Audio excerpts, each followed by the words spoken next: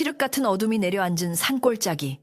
정막을 찢어발기는 끔찍한 파열음과 함께 낡은 살인문이 종이장처럼 부서져 나갔고 그 너머에서 뿜어져 나오는 비릿한 피냄새와 썩은 고기 냄새가 코를 찔러 김씨의 오장육부를 뒤틀어 놓았다. 크르르릉.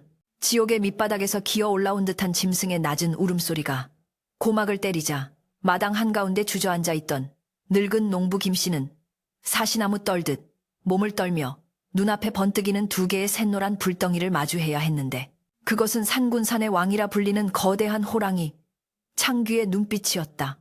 집채만한 덩치의 호랑이가 입을 크게 벌리자 날카로운 송곳니 사이로 끈적한 침이 뚝뚝 떨어져 내렸고 김씨는 이제 꼼짝없이 죽은 목숨이라 생각하며 질끈 눈을 감고 단말마의 비명을 지르려는 찰나 외양간 쪽에서 천둥벼락이 치는 듯한 굉음과 함께 두꺼운 통나무 울타리가 박살이 나며 흙먼지가 자욱하게 피어올랐다.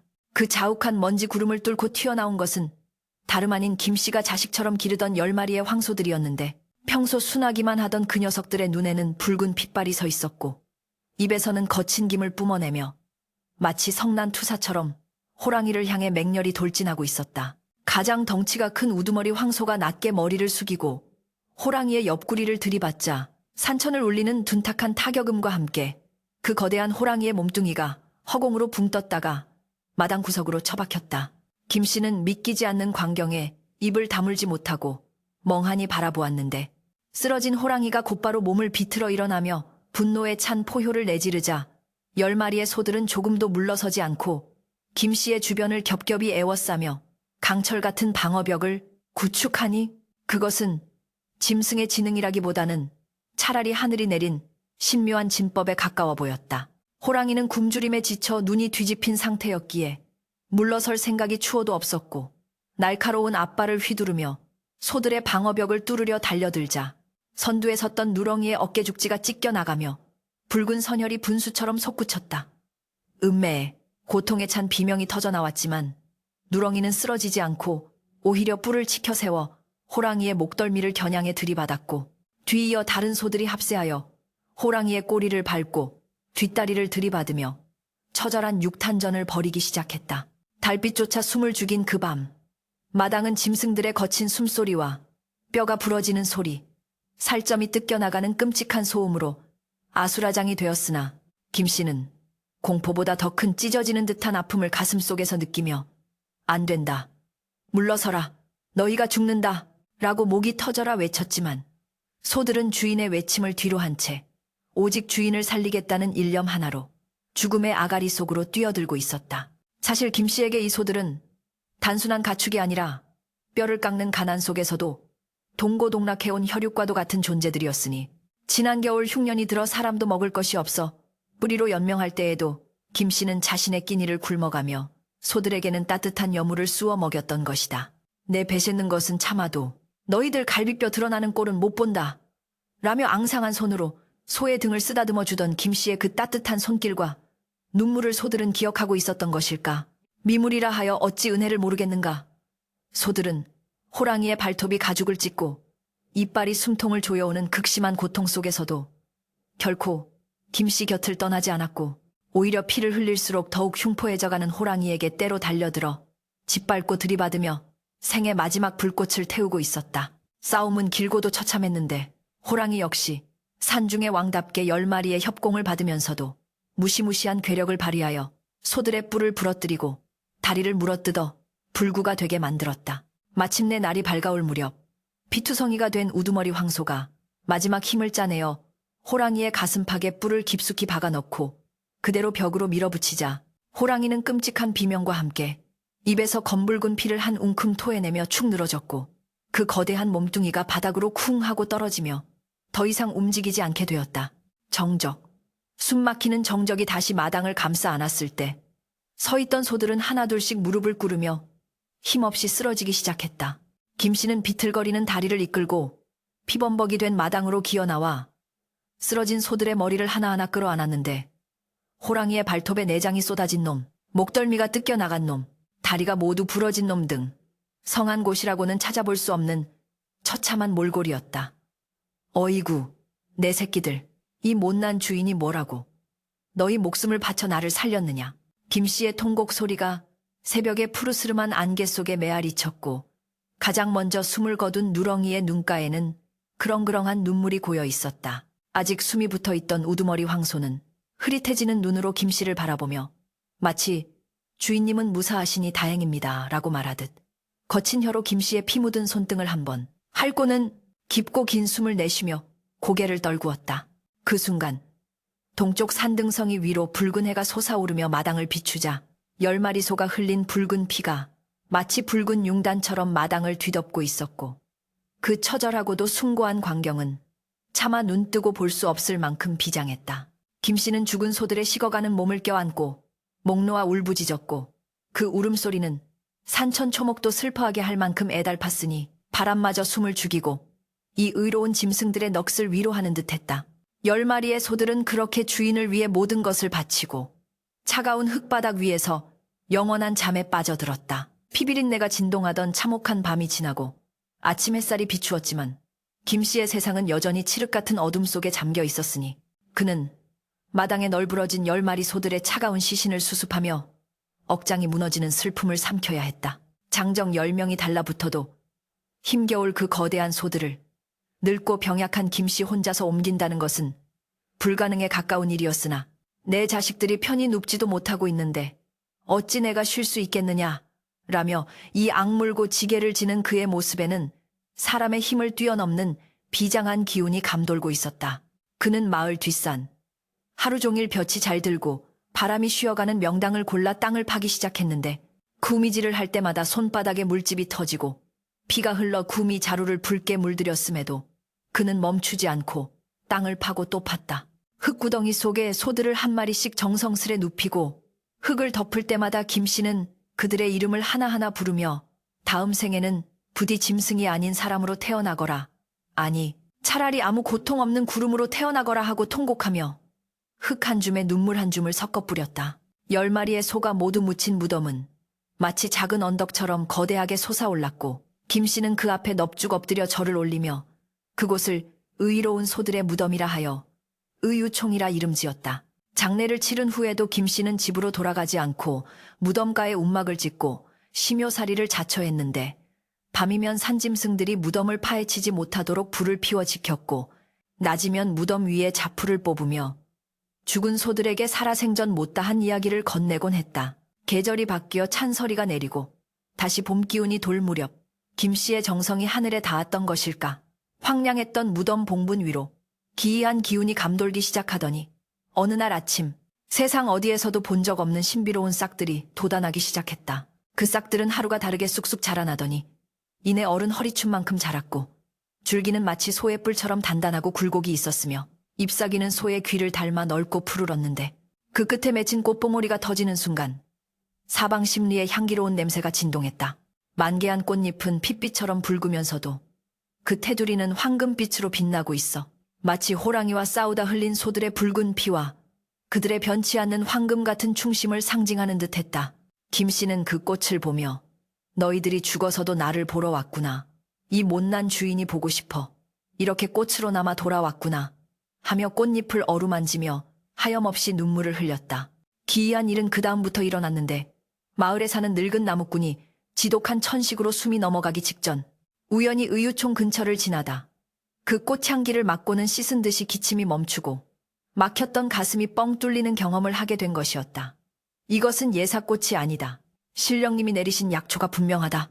나무꾼의 입소문은 삽시간에 퍼져나갔고 다리 부러진 자, 눈이 침침한 자, 속병 앓는 자들이 구름대처럼 의유총으로 몰려들기 시작했다.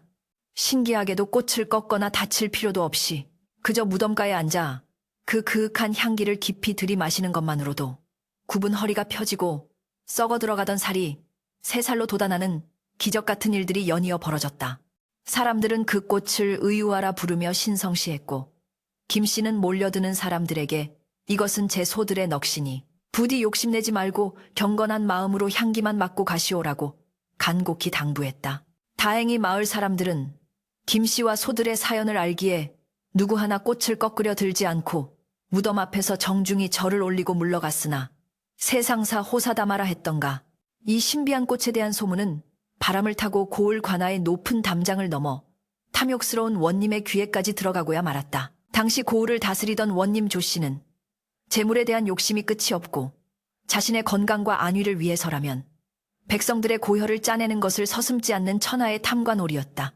그는 나이가 들면서 기력이 쇠하고 몸 여기저기가 쑤시는 것을 견딜 수 없어 전국에 좋다는 약재는 모두 구해다 먹고 있었으나 효험을 보지 못해 늘 짜증이 가득 차 있었다. 그러던 차에 아첨자라는 이방이 눈을 반짝이며 사또, 저 산골짜기에 죽은 사람이 향기만 맡고도 벌떡 일어난다는 신비한 꽃이 피었다 하옵니다라고 고하자 원님의 탁한 눈동자에 탐욕스러운 광채가 번뜩였다. 무엇이라? 향기만 맡아도 병이 낫는다? 그렇다면 그 뿌리를 다려 먹으면 불로장생을 할 수도 있겠구나. 원님은 입가에 침을 질질 흘리며 그 즉시 관아의 포졸들을 집합시켰고 당장 그 꽃을 모조리 캐오라는 명령을 내릴 태세를 갖추었다. 이방이 잠시 주저하며 하오나 사또, 그 꽃은 주인을 구하고 죽은 의로운 소들의 무덤에 핀 것이라 함부로 건드리면 부정탈까 두렵사옵니다라고 조심스레 아뢰었으나 욕망에 눈이 먼 원님에게 그런 말이 귀에 들어올리 만무했다. 원님은 벼락같이 화를 내며 내 이놈, 감히 내 앞에서 짐승 따위의 넋을 운운하느냐. 내 명줄이 걸린 일이다. 당장 가서 그 꽃을 뿌리째 뽑아오고 그 무덤을 지키는 놈이 방해하거든 옥에 쳐넣어라 라고 고함을 질렀다. 검은 관복을 입고 육모방망이를 든 포졸들이 흙먼지를 일으키며 산으로 향하는 모습은 마치 굶주린 늑대떼와 같았고 평화롭던 산골 마을에는 검은 먹구름 같은 불길한 기운이 들이우기 시작했다. 의유총 앞에서 꽃에 물을 주고 있던 김씨는 멀리서 들려오는 요란한 발소리와 험악한 고함 소리에 고개를 들었고 직감적으로 자신의 소들을 지켜야 할 또 다른 싸움이 시작되었음을 깨달았다. 호랑이와의 싸움은 육신을 건 사투였으나 이번 싸움은 탐욕이라는 더 질기고 무서운 괴물과의 싸움이 될 것임을 김씨는 뼈저리게 느끼며 웜이 자루를 고쳐 잡았다. 평온하던 산중의 고요를 깨트리며 들이닥친 것은 관아의 포졸들이 내지르는 거친 고함 소리와 쇠붙이가 부딪히는 섬뜩한 소음이었으니 의유총을 지키던 김씨의 심장은 쿵 하고 내려앉는 듯했다. 걔 누구 없느냐? 사또의 영을 받들러 왔으니 썩 나와서 영접하지 못할까? 포졸들을 이끄는 조장의 목소리는 찢어지는 쇠소리처럼 날카로웠고 그 뒤로 줄지어 선 장정들은 손에 곡괭이와 삽을 든 채 살기등등한 눈빛으로 무덤가에 핀 붉은 꽃들을 노려보고 있었다. 김씨는 떨리는 다리를 애써 진정시키며 외미 자루를 지팡이 삼아 일어섰고 그들의 앞을 가로막으며 단호하게 외쳤다. 이곳은 내 자식 같은 소들이 잠든 신성한 묘역이요. 그 어떤 권세가라 할지라도 함부로 발을 들일 수 없으니 당장 돌아가시오. 늙고 병든 노인의 외침이었으나 그 안에는 목숨을 걸고서라도 지키겠다는 서슬퍼런 기백이 서려 있어 포졸들도 순간 주춤하며 뒷걸음질 쳤다. 그러나 탐욕에 눈이 먼 원님의 엄명을 받고 온 조장은 코웃음을 치며 김씨의 가슴팍을 발길질로 걷어찼고 김씨는 윽 하는 신음과 함께 뒤로 나뒹굴며 흙바닥에 처박혔다. 이 늙은이가 미쳐도 단단히 미쳤구나. 감히 사또께서 드실 불로초를 독차지하려 하다니 내 놈의 목이 10개라도 부족할 것이다. 조장의 호령이 떨어지자 포졸들은 김씨를 거적대기 취급하며 구석으로 끌어냈고 곧바로 무덤 위로 올라가 탐스러운 꽃들을 뿌리째 뽑으려 들었다. 김씨는 흙먼지 속에서 피를 토하며 기어가 포졸의 다짓가랑이를 붙잡고 애원했다. 안 됩니다, 제발. 저 꽃은 소들의 피요 영혼입니다. 저걸 뽑으면 소들이 2번 죽는 것입니다. 그의 손톱이 빠지고 손가락이 찢겨나갈 듯 했으나 김씨는 놓지 않았고 그의 절규는 산새들조차 둥지를 버리고 날아가게 할 만큼 처절했다. 하지만 인간의 탈을 쓴 악귀들에게 자비란 없었으니 그들은 방해하는 김씨를 몽둥이로 무자비하게 구타하기 시작했다.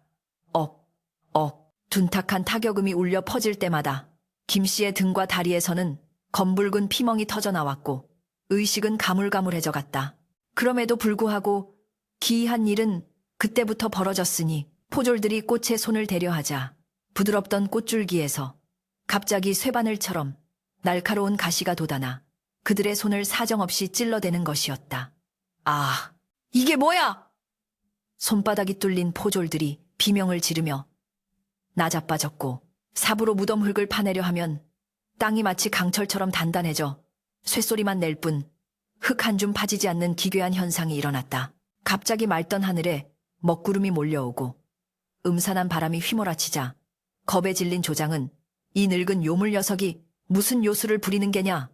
당장 이놈을 묶어 관하로 압송하라. 사또께서 직접 심판하실 것이다. 라고 소리쳤다. 그렇게 김씨는 포승줄에 꽁꽁 묶인 채 피투성이가 된 몸을 이끌고 심리기를 끌려가 관아의 뜰 앞에 내동댕이 쳐졌다. 높디 높은 대청마루 위에는 비단 옷을 입은 원님 조씨가 거만한 자세로 앉아 뜰 아래 꿇어앉은 김씨를 벌레 보듯 내려다보고 있었다. 네 이놈! 네가 감히 나라의 녹을 먹는 나의 명을 거역하고 하늘이 내린 영약을 숨기려 들었다지. 원님의 목소리는 기름지고 느릿했으나 그 안에는 서민의 목숨 따위는 파리 목숨만도 못하게 여기는 잔혹함이 배어 있었다. 김씨는 부어오른 눈을 겨우 뜨고 원님을 올려다보며 갈라진 목소리로 답했다. 사또, 저 꽃은 영약이 아닙니다. 제 목숨을 구하고 죽은 의로운 소들의 넋이 맺힌 한입니다. 욕심 없는 자에게는 향기로 병을 낫게 하지만 탐욕을 품은 자가 손을 대면 독이 될 뿐이옵니다. 김씨의 말에 원님은 자존심이 상한 듯 얼굴이 불그락 푸르락 변하더니 들고 있던 부채를 집어던지며 고래고래 고함을 질렀다. 저 건방진 놈의 주둥이를 매우 쳐라. 감히 짐승 따위의 넋을 운운하며 이 고을의 수령을 능멸해? 내 놈이 옥에 갇혀 뼈가 부러지고 살이 찢겨봐야 정신을 차리겠구나. 형리들이 달려들어 김씨의 주리를 틀고 곤장을 내려치니 늙은 몸은 비명조차 지르지 못하고 축 늘어졌으나 김씨는 끝까지 꽃은 안 됩니다라는 말을 되뇌며 의식을 놓지 않았다. 원님은 분이 풀리지 않는 듯 씩씩거리며 내일 날이 밝는 대로 내가 직접 군졸들을 이끌고 가서 그 무덤을 파헤치고 꽃을 모조리 가져올 것이다. 이놈은 옥에 쳐넣어라 라고 명령했다. 차가운 지하 감옥, 빛 한 점 들어오지 않는 그곳은 습하고 곰팡이 냄새가 진동했으며 바닥에는 쥐들이 찍찍거리며 돌아다니는 생지옥이나 다름없었다. 피범벅이 된 채 차가운 돌바닥에 던져진 김씨는 온몸의 뼈마디가 부서지는 듯한 고통 속에서 끙끙 앓으며 밤을 맞이했다. 열이 펄펄 끓어올라 헛소리가 나올 지경이었지만 그의 마음속은 오로지 무덤에 남겨진 소들 걱정뿐이었다. 미안하다. 미안하다 얘들아. 이 못난 애비가 힘이 없어서 눈물조차 말라버린 그의 눈에서 핏물 섞인 눈물이 흘러내려 바닥을 적실 때 깊은 정막을 뚫고 어디선가 은은한 방울 소리가 들려오기 시작했다. 딸랑, 딸랑. 그것은 소의 목에 매다는 원앙 소리였다. 처음에는 환청인가 싶었으나 소리는 점점 더 선명해지며 감옥 안을 가득 채웠고 차가운 냉기가 감돌던 감옥 안에 훈훈하고 따뜻한 기운이 퍼져나가기 시작했다. 김씨가 힘겹게 고개를 들어보니 어둠 속에서 10개의 희미한 불빛이 떠오르더니 점점 뚜렷한 소의 형상을 갖추는 것이 아닌가. 비록 형체는 안개처럼 흐릿했으나 그 듬직한 뿔과 선한 눈망울은 영락없는 김씨의 10마리 소들이었다. 그들은 김씨의 주변을 빙 둘러싸고 앉아 상처 입은 주인의 몸을 핥아주는 신용을 했고 그 영혼의 혀가 닿는 곳마다 찢어진 살케의 고통이 씻은 듯이 사라지고 마음의 안정이 찾아왔다. 우두머리 황소의 영혼이 김씨의 가슴에 머리를 기대자 김씨의 귓가에 묵직하고도 슬픈 울음소리가 아닌 사람의 말과 같은 분명한 의지가 전달되었다. 아버지, 울지 마세요. 우리는 죽어서도 아버지를 지킬 것입니다. 탐욕스러운 자들이 우리를 건드린다면 그들은 짐승보다 못한 최후를 맞이하게 될 것입니다. 내일을 두려워 마세요. 그것은 단순한 위로가 아닌 다가올 피바람을 예고하는 전조였다. 같은 시각 관아박 의유총에서는 밤하늘을 찢는 천둥 소리가 들리지 않는데도 번개가 내리꽂히고 무덤 위에 붉은 꽃들이 마치 살아있는 심장처럼 쿵쿵거리며 붉은 빛을 내뿜고 있었으니 마을 사람들은 방문을 걸어 잠그고 이불을 뒤집어 쓴 채 공포에 떨었다. 탐욕에 눈먼 원님만이 다가올 재앙을 모른 채 꿈속에서 불로장생을 누리며 황금으로 된 산을 오르는 꿈을 꾸고 있었으나 그 산은 곧 무너져 내릴 모래성이요 그가 마시려는 불로초 달인 물은 곧 그를 집어삼킬 독배가 될 것임을 아무도 말해주지 않았다. 날이 밝아오고 있었다. 선과 악, 탐욕과 충심이 정면으로 충돌할 운명의 아침이 폭풍 전야의 고요 속에서 서서히 다가오고 있었다. 동쪽 하늘이 핏빛으로 물들며 불길한 아침이 밝아왔으나 그 붉은 기운은 희망찬 여명이 아니라 다가올 재앙을 예고하는 멸망의 전조와도 같았다. 옥문이 열리고 김씨가 끌려 나왔을 때 관아 앞마당에는 이미 수십 명의 인부와 무장한 포졸들이 도열해 있었고 그 중앙에는 화려한 비단으로 치장된 가마가 놓여 있었으니 그것은 마치 전쟁터로 나가는 장수의 출정식이라기보다는 무덤을 파헤치러 가는 도굴꾼들의 흉물스러운 행렬에 가까웠다. 원님 조씨는 가마 위에 거만하게 앉아 긴 곰방대를 입에 물고 연기를 내뿜으며 피투성이가 된 채 질질 끌려오는 김씨를 향해 비릿한 조소를 날렸다. 내 놈이 밤새 옥에서 무슨 헛소리를 짓거렸는지는 모르겠으나 오늘 내 두 눈으로 똑똑히 보거라. 내 놈이 그토록 아끼던 소들의 무덤이 어떻게 파헤쳐지고 그 잘난 꽃들이 어떻게 내 입속으로 들어가는지를 말이다. 행렬이 마을을 지나 산으로 향하자 길가에 나온 백성들은 두려움에 떨며 고개를 숙였고 아이들은 어머니의 치맛자락 뒤로 숨어 숨죽여 울었으나 원님은 그 두려움을 자신의 권위에 대한 경외심으로 착각하며 콧노래를 흥얼거렸다. 그러나 의유총이 가까워질수록 산새는 기이하게 변해갔으니 울창하던 숲의 새들은 일제히 자취를 감추었고 바람 한 점 없는 날씨임에도 나뭇가지들은 마치 귀신이 흔드는 것처럼 스산하게 떨리고 있었다. 마침내 일행이 의유총 앞에 당도했을 때 그곳에 펼쳐진 광경은 모두의 숨을 턱 막히게 만들었다. 어제까지만 해도 영롱한 붉은빛을 띠던 꽃들이 하룻밤 사이에 검붉은 색으로 변하여 마치 금방이라도 터질 듯한 핏방울처럼 팽팽하게 부풀어 올라 있었고 꽃잎 끝에서는 끈적한 붉은 액체가 눈물처럼 뚝뚝 떨어지고 있었기 때문이었다. 사또, 분위기가 심상치 않사옵니다. 저 꽃들이 피를 흘리고 있습니다요. 앞장섰던 이방이 사색이 되어 뒷걸음질 쳤으나 원님은 가마에서 내려지며 벼락같이 고함을 질렀다. 이 무식한 것들아, 저것은 피가 아니라 꽃이 머금은 영약의 진액이다. 저 귀한 것을 땅바닥에 흘리다니 썩 파내지 않고 무엇들 하느냐. 원님의 호통에 주눅든 인부들이 마지못해 삽과 곡괭이를 들고 무덤으로 다가갔다. 그때 포승줄에 묶인 채 바닥에 무릎 꿇려 있던 김씨가 마지막 힘을 짜내어 피 끓는 절규를 토해냈다. 건드리지 마시오. 저것은 꽃이 아니라 소들의 핏줄이오.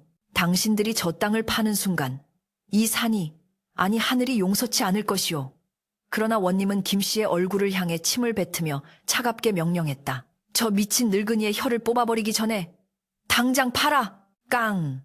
인부의 곡괭이가 무덤에 흙을 찍는 순간 흙이 파지는 소리가 아니라 마치 쇠종을 때리는 듯한 굉음이 고막을 찢을 듯 울려 퍼졌다. 그와 동시에 마른 하늘, 구름 한 점 없던 청명한 창공에서 과광 하고 천지가 개벽하는 듯한 천둥 소리가 내리꽂혔다.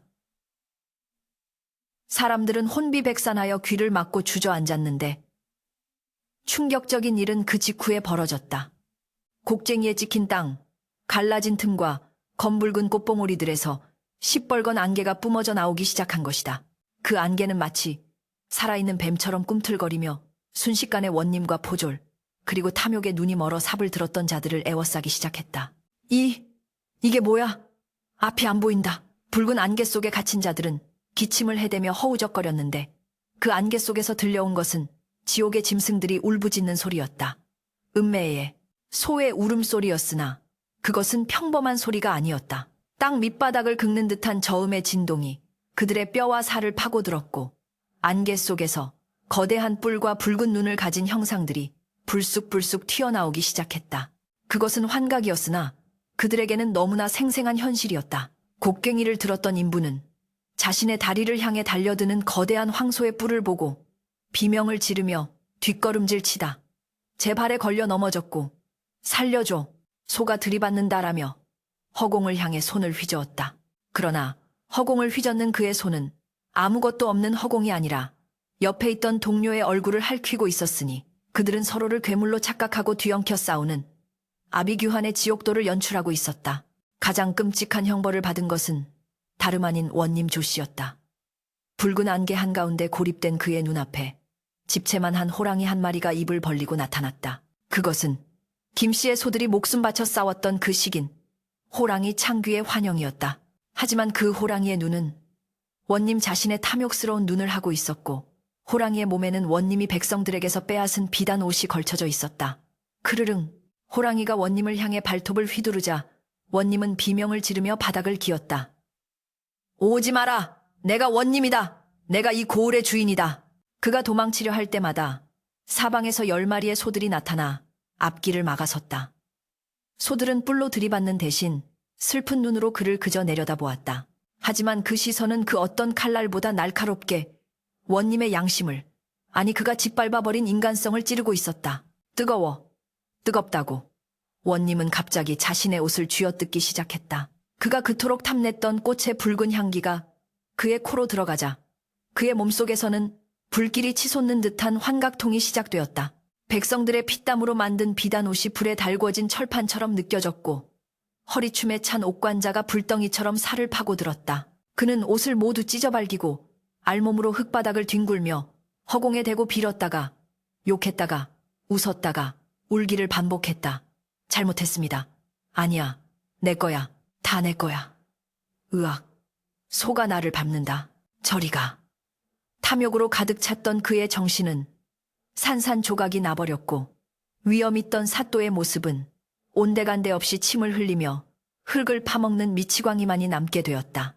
이 모든 광경을 붉은 안개 밖에서 지켜보던 김씨는 포승줄이 저절로 풀려나가는 것을 느꼈다. 붉은 안개는 오직 탐욕을 품은 자들에게만 지옥을 보여줄 뿐 평생을 정직하고 선하게 살아온 김씨에게는 닿지 않았다. 아니, 오히려 안개 속에서 흘러나오는 기운은 김씨의 상처 입은 몸을 어루만지며 훈훈하게 감싸 안았다. 안개 너머에서 서로를 물어뜯고 피 흘리며 쓰러지는 포졸들과 짐승처럼 네 발로 기며 괴성을 지르는 원님을 바라보는 김씨의 눈에는 통쾌함보다는 깊은 슬픔과 연민이 서려 있었다.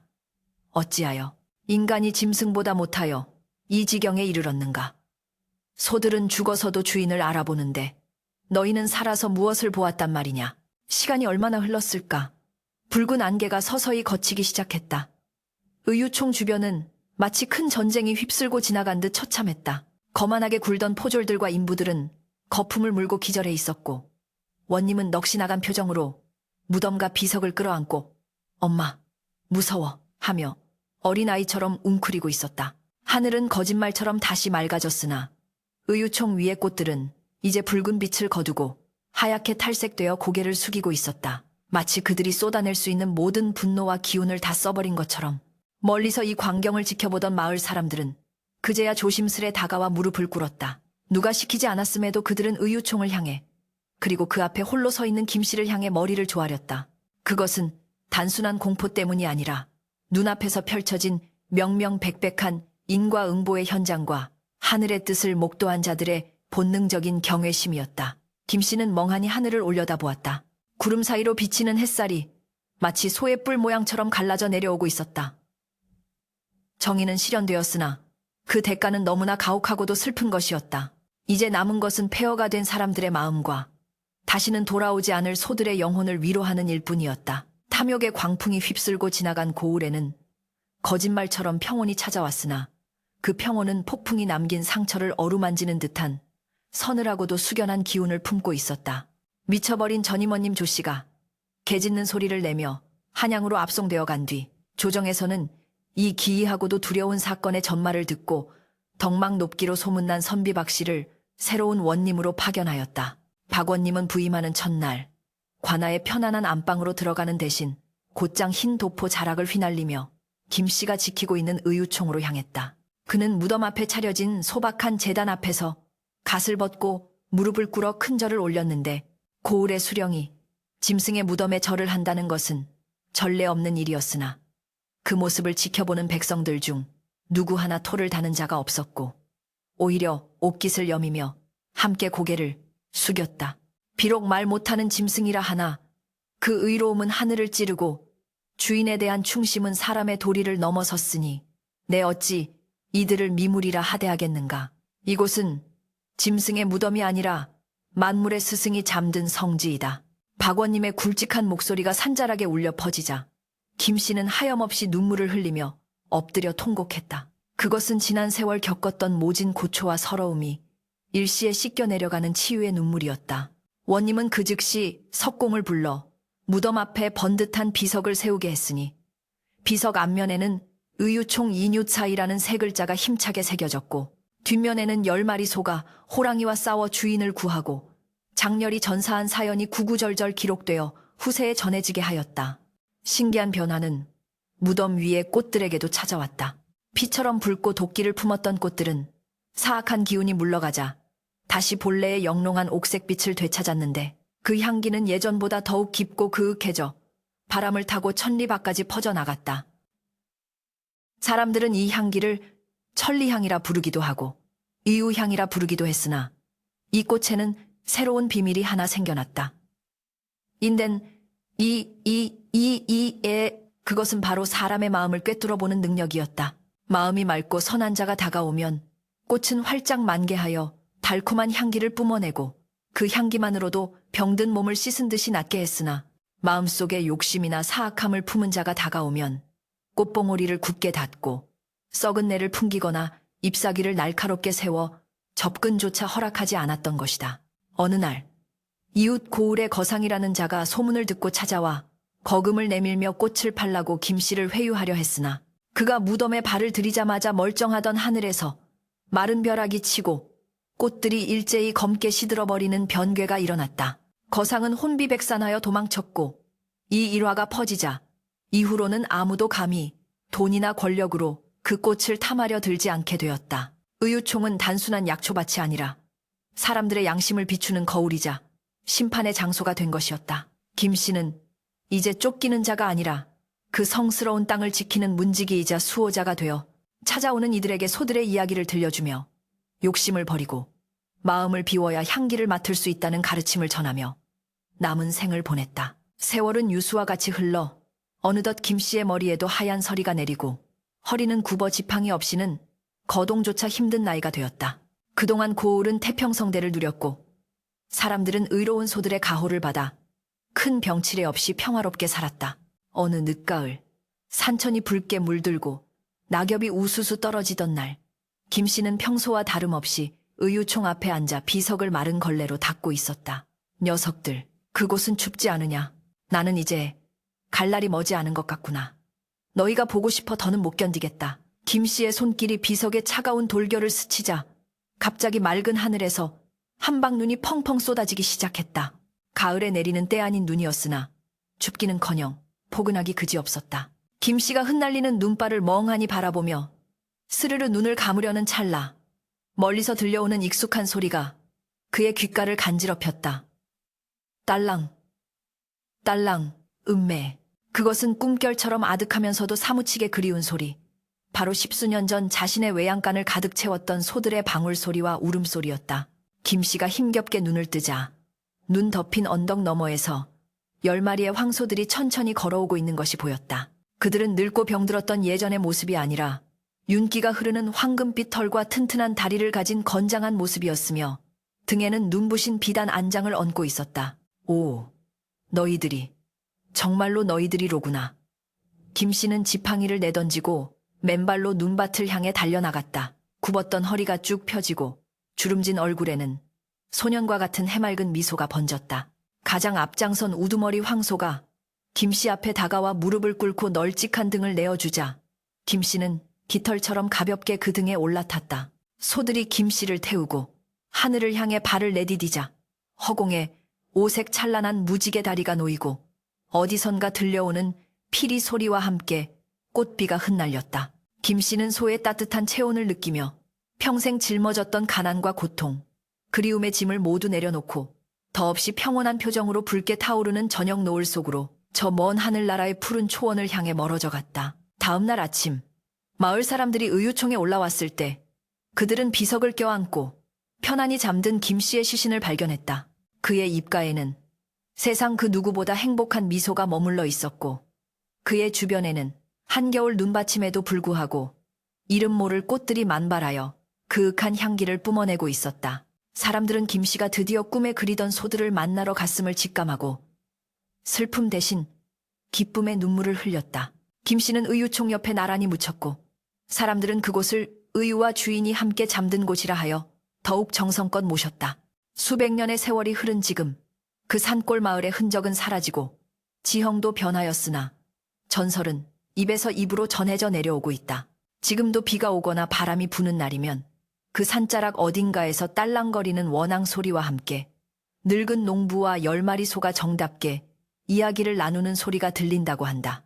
그리고 욕심 없는 마음으로 그곳을 찾는 이에게는 여전히 그 신비한 꽃향기가 바람에 실려와 지친 영혼을 위로해준다고 전해진다. 이것은 단순한 짐승의 이야기가 아니라 은혜를 아는 의로움과 변치 않는 사랑이 만들어낸 영원히 시들지 않는 가슴 벅찬 전설인 것이다.